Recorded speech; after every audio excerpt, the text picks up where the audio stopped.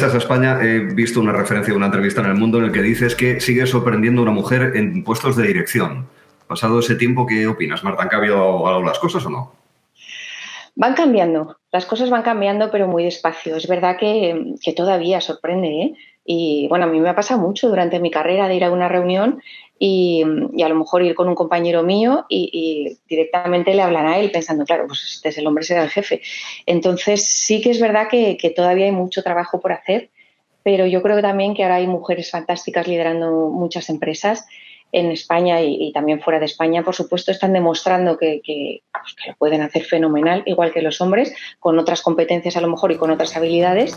Y bueno, poco a poco esperemos que de manera natural todo esto se vaya cambiando.